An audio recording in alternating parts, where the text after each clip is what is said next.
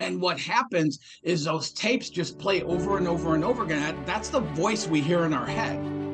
But also a really big thing with the subconscious is that motherboard is what triggers our brain waves to the actions we take and we don't take. So if we have patterns and paradigms and belief systems in there that's working against what we desire, we'll never get there. And once I understood that, within a couple months, I had started up my mother corporation, which is IFGT Coaching and Consulting. And the IFGT stands for It's Freaking Go Time. And even when I say about balance, I'll tell you, Alan, I don't talk about this a lot, but when I was in my mid-20s, I was married at the time, and we had 2 pregnancies back to back, and the babies were born at like 24, 25 weeks, and they put them on all this equipment, and they lived for hours, and they would pass away. And then we had a 3rd pregnancy, and my son was born in 96. And then we experienced 2 more pregnancies like the first 2. And so when I say my son is the most precious thing in my life, that's where I'm coming from with that. What does it mean to be unstoppable? Well, it probably means that you have a superpower or 2, maybe even more. The thing is that even when we are not aware of our superpower, we are still like that young Clark Kent, discovering it and being in awe of it once we find out what it truly is. Being able to harness our superpower takes us training and guidance, and the kind of guidance that comes from a wise mentor who has walked the path before us. And today, gentlemen, that's exactly who's joining us. But before we get into all that, I just want to remind you that if you want to raise your standards as a father and a husband, an entrepreneur, and I encourage you to start your hero's quest. In this program, you're going to accomplish more, develop more, and become more you have all in your life. You can get more information about this at the Awakened Man Training Academy at members.theawakenedman.net. And with that, let's go on with today's episode. The average man today is sleepwalking through life, many never reaching their true potential, let alone ever crossing the finish line to living a purposeful life. Yet, the hunger still exists, albeit buried amidst his cluttered mind, misguided beliefs, and values that no longer serve him. It's time to align yourself for greatness. It's time to become a revolutionary man. Stay strong, my brother. Welcome, everyone, to the Revolutionary Man podcast. I'm the founder of the Awakened Man movement and your host, Alan Dumonceau. Before we get started, allow me to ask you a couple of questions. What is one superpower that would truly make you unstoppable? You're not sure what your superpower is? That's okay, because everyone has one. And many of us may not even realize what it is and just how close we are to actually exercising it every day. Thankfully, my guest today is an expert at helping men find and ignite their superpower so that they can achieve even greater results. Allow me to introduce my guest, Joey Drolshagen. I think I said that right. Drolshagen? Right on. Has been featured on Fox, CBS, NBC, along with being named as one of the top business coaches in America for 2 consecutive years. And aside from a very successful 28-year professional career as a VP in sales, Joey has also spent the last 3 decades studying, implementing, and developing what's known as the SMT method, the subconscious mindset training. Man, I can't wait to get into that, which has repeatedly allowed hundreds of people to create the life that they desire through retraining their subconscious mind to become unstoppable. Welcome to the show, Joey. How are things today, my friend? It's great, Alan. Like I was telling you a minute ago, I'm really excited for our conversation here. It's good to meet with you again. Yeah, absolutely. Yeah, really looking forward. We had a beautiful spring day here today, and we're going to have some fun with the podcast. But, as I was saying in my intro there, at our work here at the Awakened Man, we always talk about all of us being on our own little hero's quest. It's our hero's journey. And so the first question I like to ask my guests is to tell us about a time in your life, when you knew things had to change. What did you do about it? And how did that experience shape you into the man you are today and the work that you're doing? Absolutely, Alan. And it really was started in my childhood. I grew up in a very low income, blue collar family in Detroit, Michigan. There were 5 of us kids in the family. And I watched my mom and dad struggle financially, working massive hours, beating themselves up, the toll it took on relationships and everything else. And what we missed out on with them as a result of that, all for that financial trying to make it ends meet, so to speak.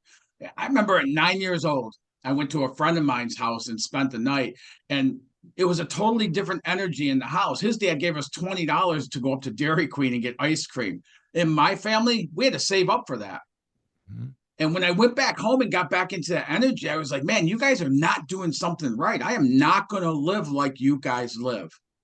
And then I went into my early adult life, and I started working in corporate because I was conditioned that a man gets a job and supports a family and hopefully lives long enough to enjoy some retirement. So I started moving along that route. I didn't want to, but I felt I was supposed to do that. And so I did. And I had a construction business. I was a builder at an early age. And no matter what I brought in, I struggled financially. And I followed those same patterns that I saw in my parents were within me and continued to come out, even though I didn't want it to. So at 22 years old, I began doing the works that I do today. I became a student of it because I didn't know how to break it. I didn't understand the process of it or even what the heck was going on. So I remained a student of it. So that was what that pain of realizing like I can't do anything different. Even though I want to, I cannot bring different results is the pain that got me moving into this. And then once I got into it, it was almost godsend where I was supposed to be here. And I just continued to learn and grow and do different things with programs or books. And it just became my life studies as I worked full time in corporate and everything else. And then I went through that process. And in my 40s, I got to a point and I understood a lot of the mechanics. I understood things like The Secret or things like that, But back in the day when it came out, Alan, I had the video, the DVD. Or VHS rather, I think. No, it was DVD. I had the book. I even found a workbook, and I really poured into it. And for about 1.5 to 2 years, what I realize now is I was trying to positive think my way into the life that I wanted, and it didn't work. And so at some point I chucked the whole thing. And then later on, once I realized what's become the SMT method, which is total mindset alignment, really is another way of saying it, is where I understood what was missing in that. It all works perfect. The secret, law of attraction, all that works perfectly. But what we have to do is we have to deal with that underlying conditioning that's causing that. And I'll just tell you really quickly, here's how this works is our total mindset. We have a conscious mind. In our conscious mind, we have control over. It's what we focus on. It's the thoughts we entertain, books we read, people we hang out with, all of that's in the conscious mind. So somebody's stuck in CNN, constant negative news. They're going to create those experiences in their life. So that's all in the conscious mind. But also in our conscious mind is our knowing of what we want in life, our desires and all that's in our conscious mind. And then we have the subconscious mind, and we have no control over the subconscious mind. All it does is absorbs whatever the conscious mind is focused on. But then within that subconscious, there's what I call this motherboard of all of our programming, our experiences, our belief system, our habits, our paradigms, all of that's stored in that motherboard. And what happens is those tapes just play over and over and over again. That's the voice we hear in our head. But also a really big thing with the subconscious is that motherboard is what triggers our brain waves to the actions we take and we don't take. That's the doing part of it. So the knowing is in the conscious, the doing part of what we want is in the subconscious. So if we have patterns and paradigms and belief systems in there that's working against what we desire, we'll never get there. And once I understood that, within a couple months, I had started up my mother corporation, which is IFGT Coaching and Consulting. And the IFGT stands for It's Frickin' Go Time. Love that. That's really how we operate. Waiting that long to do it. And when I work with clients and do the works I do, it's like, now we want results now. We don't want to wait till somewhere down the path. It's time to quit playing small. Yeah. So go ahead, buddy. Like I said, once I figured out that subconscious component, and once I started studying and understanding how we shift it's our perceptions. And when we shift our perceptions on our beliefs, patterns, habits, all of that, all of a sudden it can start opening up the doorway where we start taking different actions, which is the only way to bring about different results. Completely agree. Wow, what an outstanding way to start our conversation today. And I just want to go back. I've just furiously writing notes here and just tons of outstanding stuff. You know what? I just want to go back to when you talked about that, going over to a friend's place. I was raised in a very similar, I'm the oldest of 5. Very similar place where we didn't have a lot of money. My dad had to work really hard. And I can remember, he worked in a potash mine. We have lots of potash and up here in Canada where I'm from. And so I can remember the times there when they were going on strike, and he had that tough choice. Do I feed my family? Do I walk the picket line? And I remember him having to make that decision and walking the line. And then, he needed to take care of family. Right. And so, and he would go and do that, and then they would have shutdown. And I was what my takeaway as I got a little bit older, he was one of those few guys that would get called back.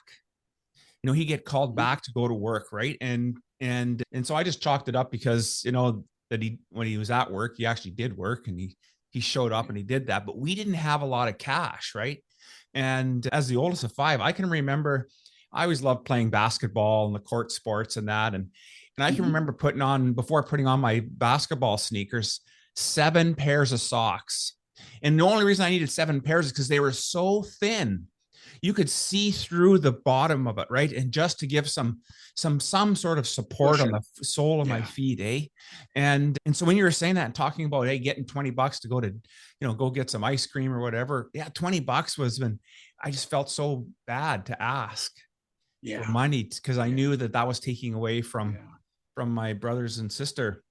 And I think about I tell that story because I think about how you talked about the programming and that subconscious and how we carry that forward and how those instances in our lives are really driving, what our decision making. And so as you started to become more awake in finding that and recognize that I picked up The Secret as well. And I just found that in that as well, there were some pieces that were missing. It was almost like I was a chef earlier in my career. And, I know some colleagues, they would leave an ingredient or 2 out because they really didn't want somebody to have a successful, be able to recreate their masterpiece. And I always thought that it was whatever, that's crazy, but it seemed like there was a missing piece. And so I really tuned into Michael Beckwith's work. Yes.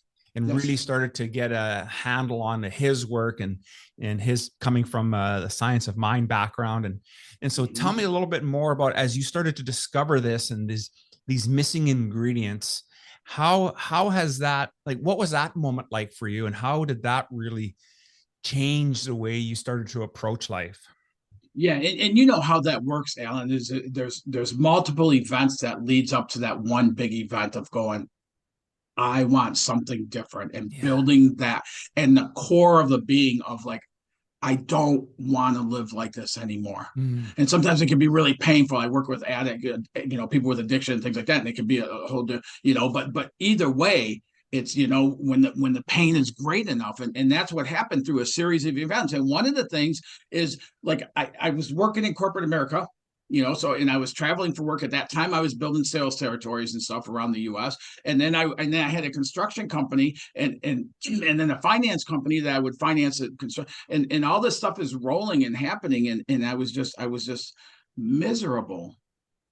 And I remember when something showed up really easy for me one day, and something inside of me said, you didn't earn that.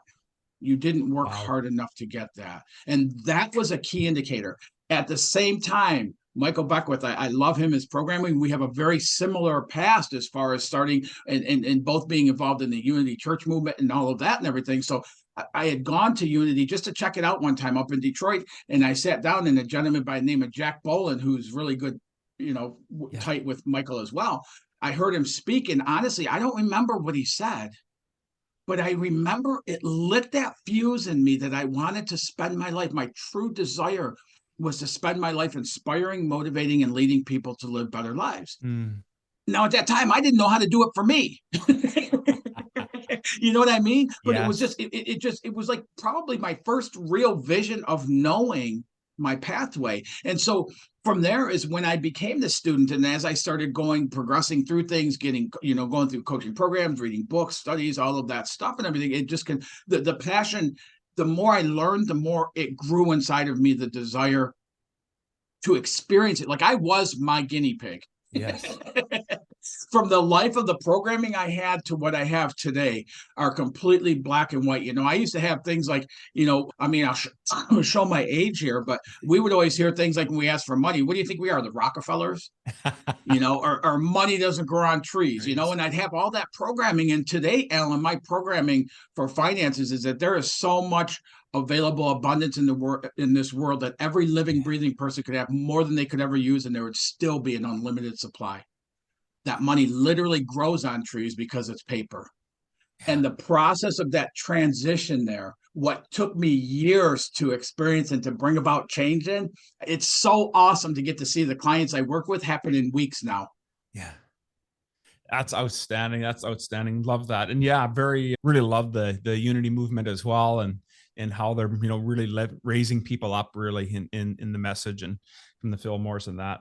I really liked also how you talked about shifting beliefs. And that's one of the things that we do in my men's work is when they come in and get involved with us, one of the first things we put them through is the module I call is the Return of the King. And really what it is a process for them to go through where they ultimately craft a mission statement, their purpose, their reason for being.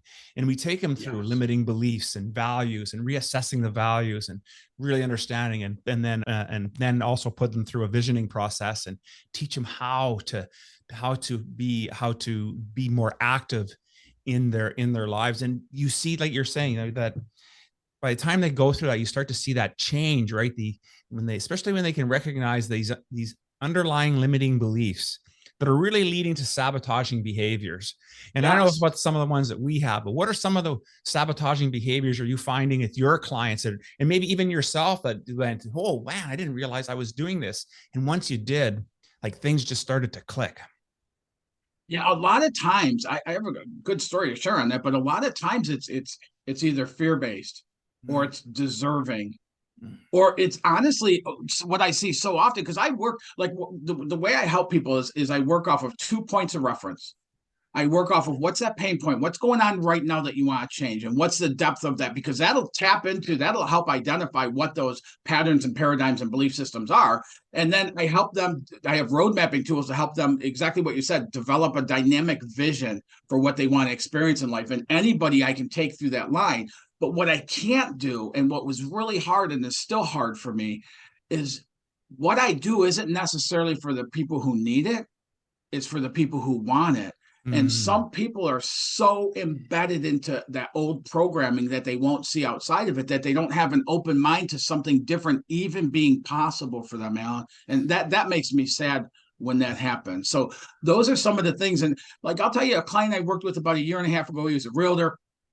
He was when I first met him, I thought, oh my God, this guy's a genius. Like, I'm gonna need a dictionary just to talk to this guy, but as I got to know him in about a 10-minute conversation, I was like, wow, his whole life is mediocre. Like his marriage is just mediocre. He's one of these guys that is passive and things like that. He has 2 kids that he wasn't really, children that he wasn't really involved in their life. His work was barely getting by, just across the board. And so the 3rd week we worked together, it came out. When he was in the 8 years old, so what is that, the 3rd grade, 4th grade, he went to a brand new school. And when he started that year, he had to go start at the principal's office. He went down there and the principal told him, man, look at your grades. Like you're in 8th grade reading, you're in college mathematics. You're like, wow, I'm glad to have you here. And gave him that to take to the teacher and go down to his classroom. So now he's late for class because he had to go to the principal's office, and he walks into class the first day of school. I think he was 5th grade. The first day of school, he walks into his classroom and hands the teacher the paper. Now all the kids are sitting there. You know how that age, walking into a already started room, how uncomfortable it is. And the teacher looks at his paper and says, oh, look at, I'll just call him Johnny just for the purposes of talking here, but look at Johnny, he's in the 8th grade reading, he's in college math, he's this and that, and berated this child for a few minutes in front of the class and ended it with, I guess he should be teaching this class. and everybody laughed in the classroom. Mm-hmm. And do you know he spent that school year at a brand new school getting bullied and picked on? And he made that little child made a promise to himself that he would never let people see that in him again. Alan, I met him at almost 50 years old, and he had successfully followed that promise he made to himself all those years because of that teacher. So once we identified that, I was able to help him shift those perceptions to get the lessons learned, all of the stuff out of it that we do. And over the next 2 weeks, this guy must have called me 4 or 5 times to tell me all these breakthrough things that were happening. Even at one time his wife was talking to him and she said, "Hey, we're going to do this or that or whatever." And he was like, "No, I'd rather do it this way," and it kind of combative a little bit with each other. And he said she turned and looked at him and said, "That was so hot." Outstanding. And in the time we worked together, this guy his business just started thriving. He ended up, within the time we worked together, they promoted him up to leading other people on how to turn their business around for the real estate company he was with, because he did so quickly. And those are that's such a great example for me to understand like how this process works. And the reason I say that about our perceptions, our patterns, our habits, and all that is the reality of our life is make believe. Yeah. Because the reality of our life is based on our perceptions. So at any time, if you don't like what you're experiencing in the results showing up in your life, all you have to do is go in and identify and shift those perceptions, and you can literally shift the reality of your life. No kidding. You're telling that story, and man, I wish I would have bumped into you, Joy, like 10 years ago, because I had my story about that similar thing is I can remember, going back again to high school, I big into court sports. It just so happened that the school that I went to, we were, middle size school for our province. I'm up here in Canada. Anyways, the school had never won anything ever. But our football team, the guys that I grew up with, hadn't lost a game in 2 years. So they won the provincial championships, it would be the state championships for those of you in the US. And the only game they lost was the championship game in the second year. So I'm a basketball guy. So that's my thing. I'm playing that. And our basketball team had never gotten out of our little area. Well, we made it to our provincial finals. And I can remember playing that game. Even to this day, I get goosebumps telling the story because it was such a back and forth thing. And we ultimately, we were up, we were down, we were up, we were down, and ultimately ended up by losing by less than half a dozen points. And I can remember carrying that with me, thinking I'm never going to be good enough to be the best. Yet, and so how that manifested in my life, and I see this with other men too, is that I'll put in all the effort, man. I'll go to work and I'll do the stuff. But then when it's at that moment of, how am I going to cross the finish line? Whoa, I got to set back. I got to step back. Right. And it took me into my 40s to recognize that pattern that was happening, that I was allowing myself to believe this story that I couldn't be good enough to finish first. Yes. And all of that. And then it's just how much that really, and not that finishing first is the be all end all. My point of telling that story is when we have a true belief about who we are as men, and we can carry it to the finish line, we open up ourselves to just so much goodness in our life. And when we can allow that to happen and not sabotage that last 10 steps, you're done running the 100 meter dash, and can you just lean into the last 10 step and just push yourself through? And I think that's how many times do we do that? And that's why for our work, I really focus a lot on those self-sabotaging behaviors. What are those things that you want it, you have this desire, but there's this thing that's happening and it doesn't allow you to finish it. Go ahead. You're going to say something. Yeah, no. That was perfect. I just got to say, like, I grew up in Detroit, Michigan, so I was very close to Canada. So a lot of my friends say I say A more than you guys do. And I played hockey, which I know I'm not from Canada, but I've played hockey, I've coached hockey, things like that, all the way up to high school and such. And somebody that's got an open mind, they don't have to have the most talent to perform the best on that team.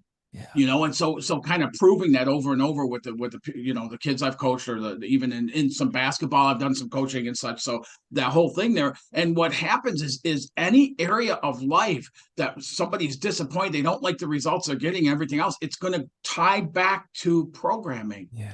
It's not our situation, circumstance, or the conditions around us. It's not the people. It's not the state of the economy. It's not all this other stuff. And the proof I have for that is look at the businesses and entrepreneurs that thrive in a down market. Mm. And then you have other ones that are struggling even in a boom time.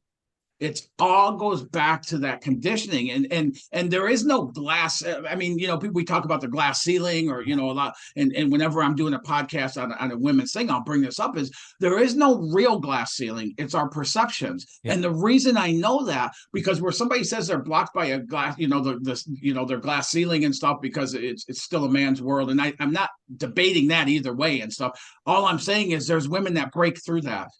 Yeah. So how do they do that then if there's really a glass ceiling? Because it would have to apply across the board for all of us. Yeah. Right. So when you look at those things, when you look at those processes, it's all conditioning, and most of it is taught. When you watch, you know, people watching the news all the time and stuff like that, and that's, you know, I understand what's going on and stuff, but there's so much that pulls us into that, and that conditioning, and even our culture.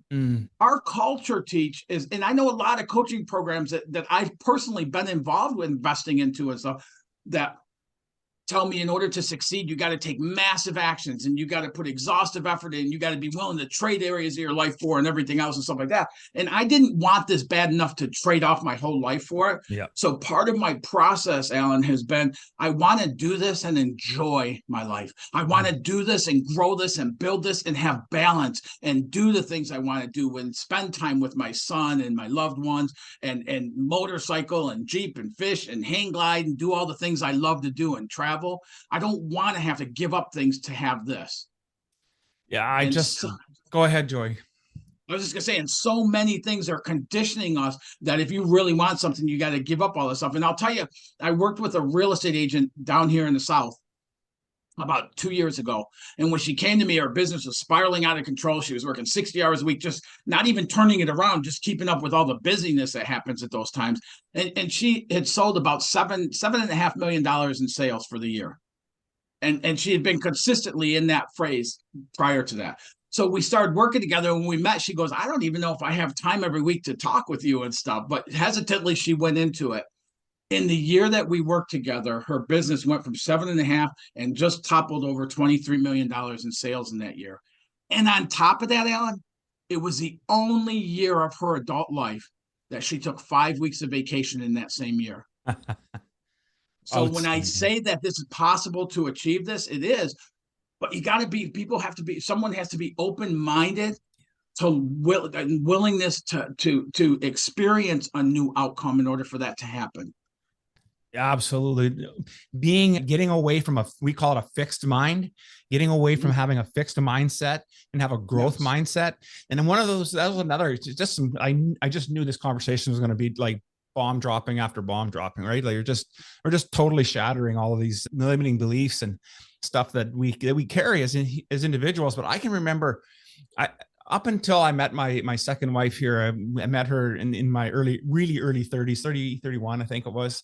And anyways, I had never read a book up until, I think I read one book in high school, and my high school sweetheart, she wrote all my book reports and did all that. I didn't do any of that. I was just a jock. But she started giving me these, books. Hey, you might want to read this. And so I was reading Jack Canfield and a bunch of stuff. And then I started to read autobiographies. And what I found through these, guys like Henry Ford and all these really successful people, and they all talked about what you talk about. They were so focused on building their business that almost everyone that I remember reading, all were divorced, sometimes multiple times. And I said to myself, as much as I want to be successful and take care of my family, not at the cost of my family.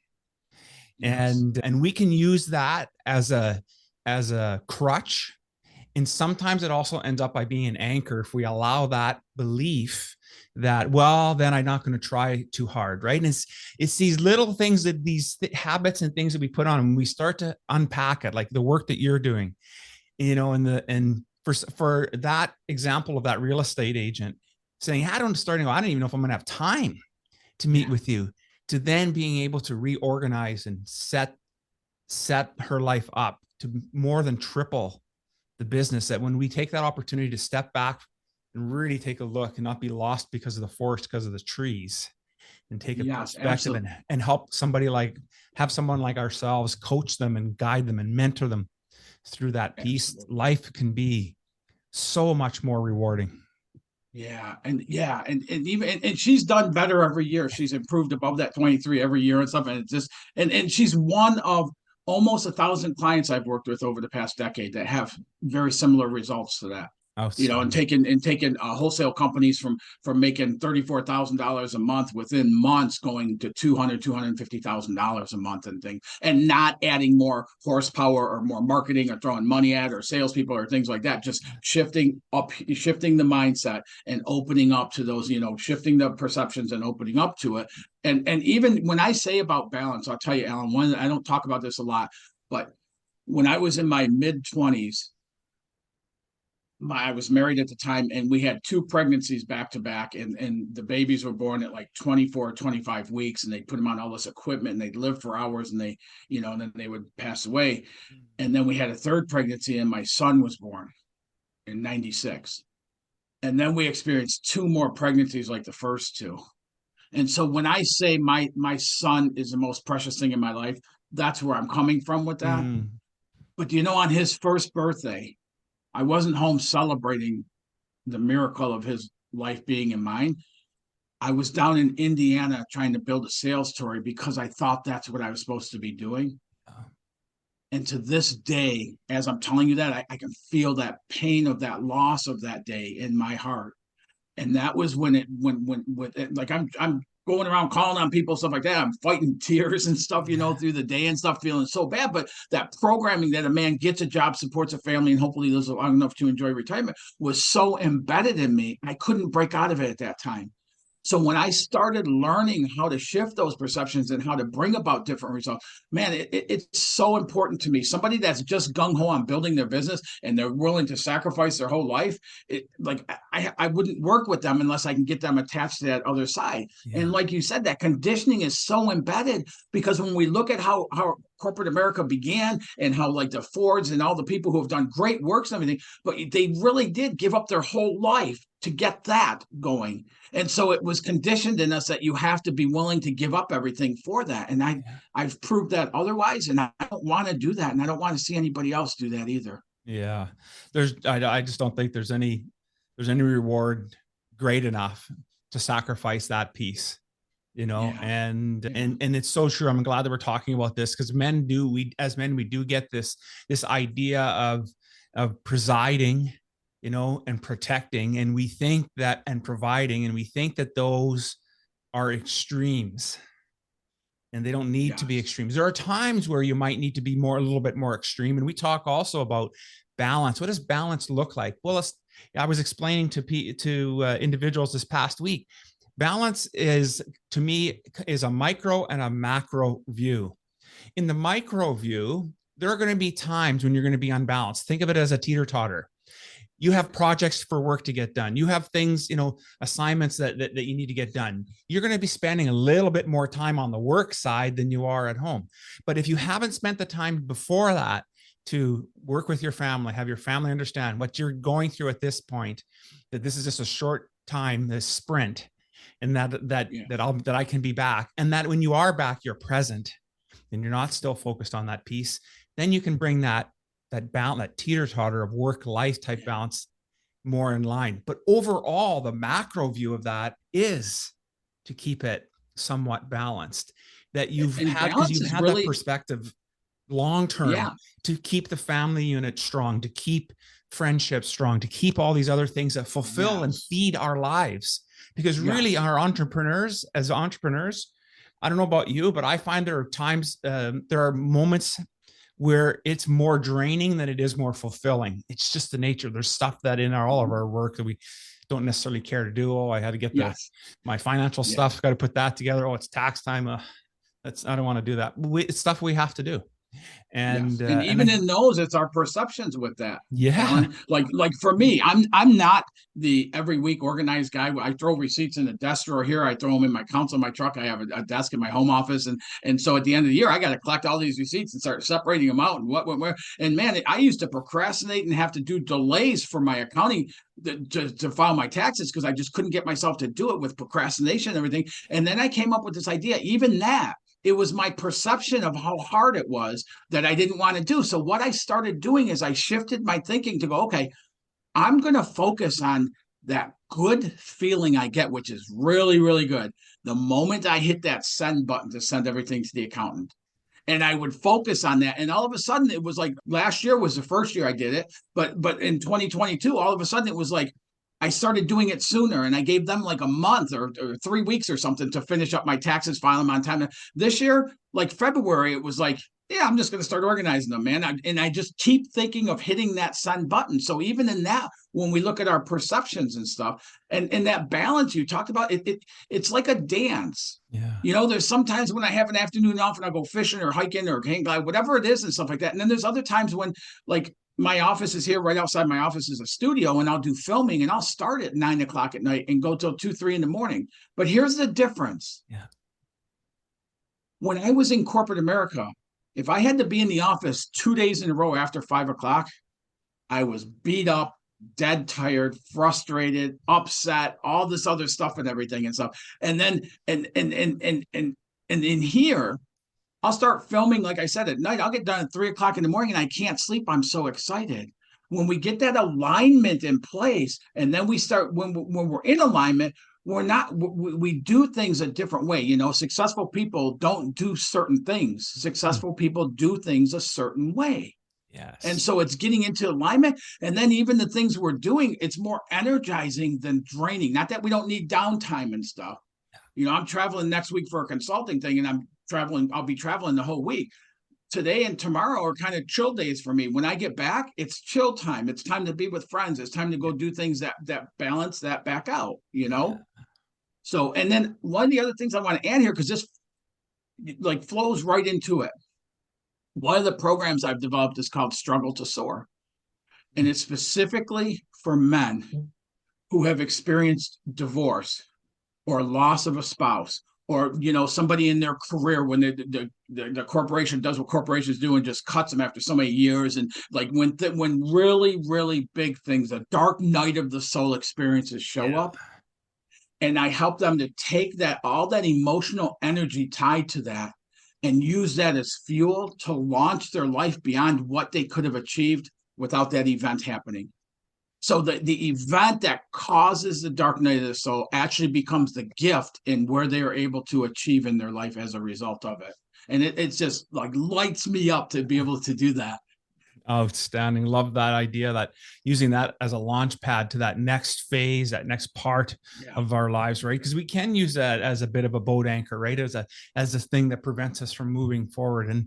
But we need at times in lives, we need these mentors. We need folks like us that can come in and give a different perspective and help us shift through lives. And, you talked earlier about, living lives of mediocrity. And I can remember this one mentor, he was famous for saying, beware the lollipop of mediocrity, one lick and you suck forever.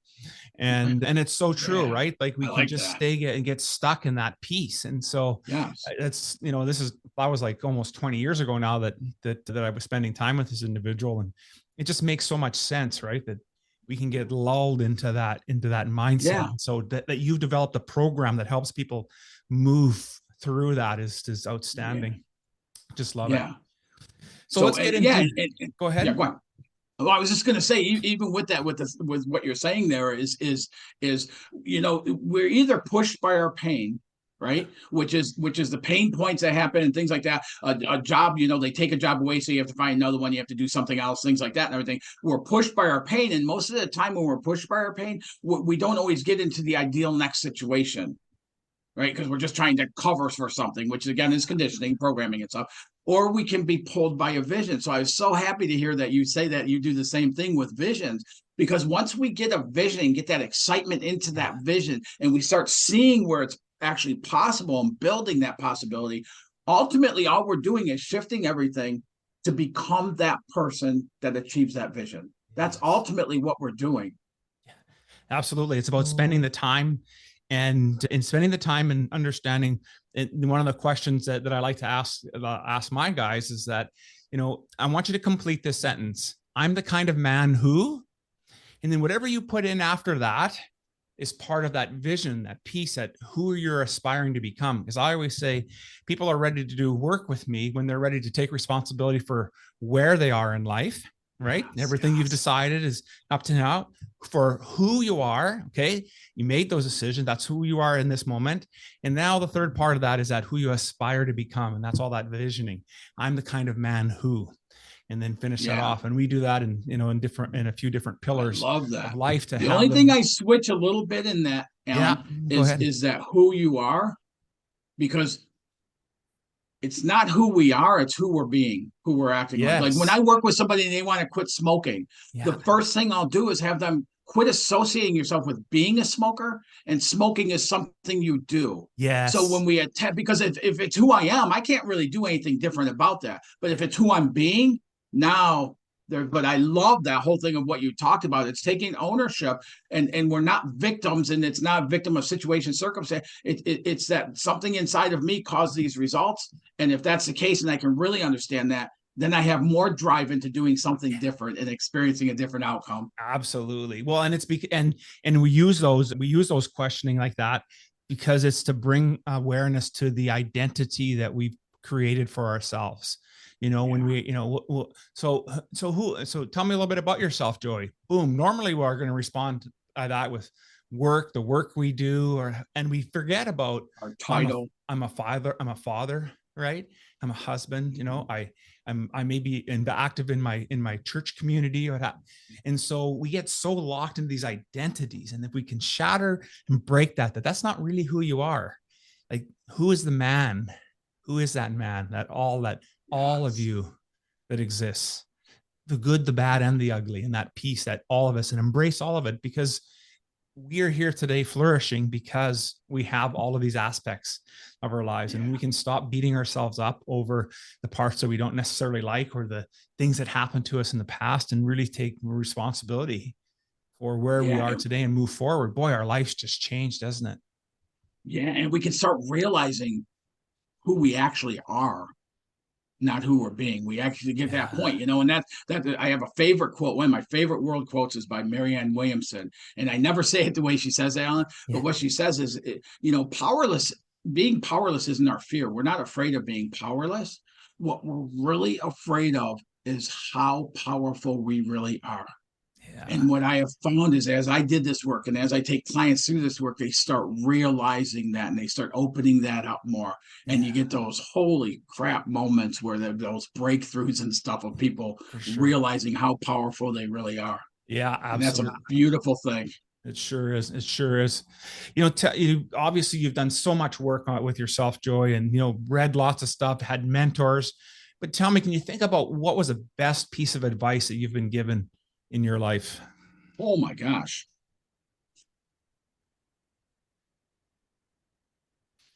I think it came from my mom.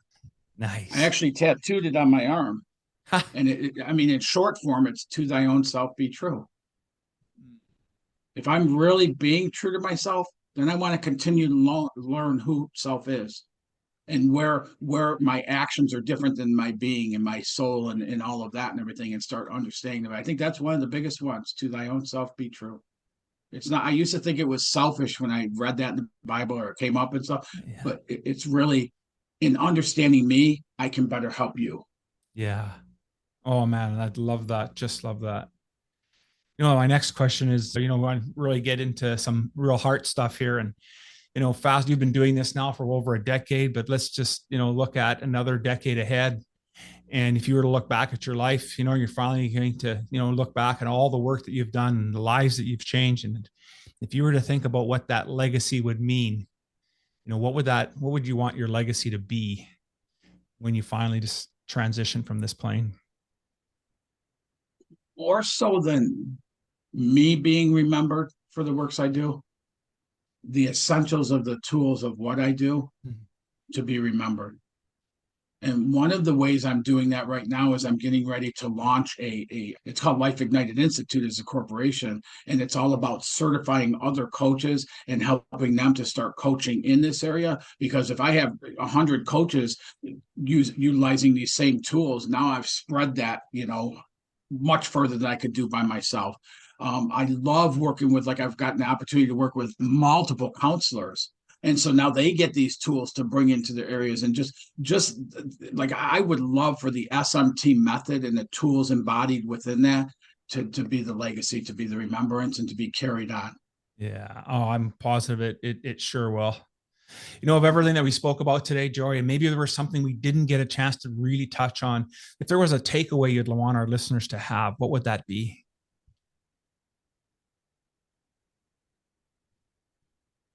I would say that if there's an area of your life that you're not enjoying, if there's an area of your life where you feel like you're struggling, whatever it is, you don't have to live there. It doesn't have to be your process and your life, that you can experience something different. And all you have to do is click on a beginner mindset instead of everything that we know.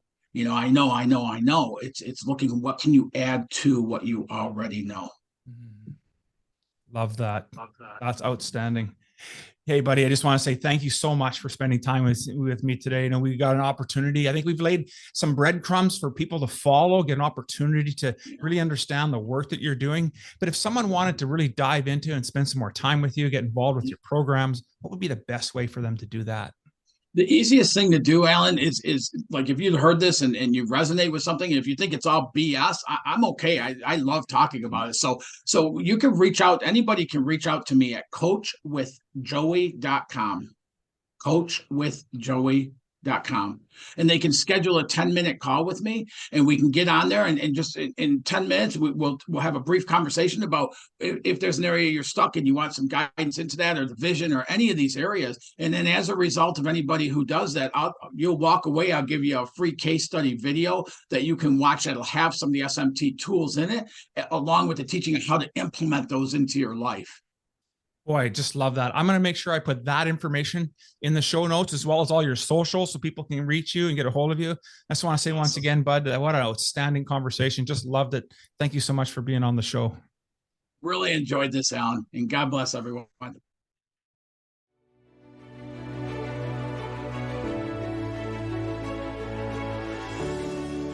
Thank you for listening to the Revolutionary Man podcast.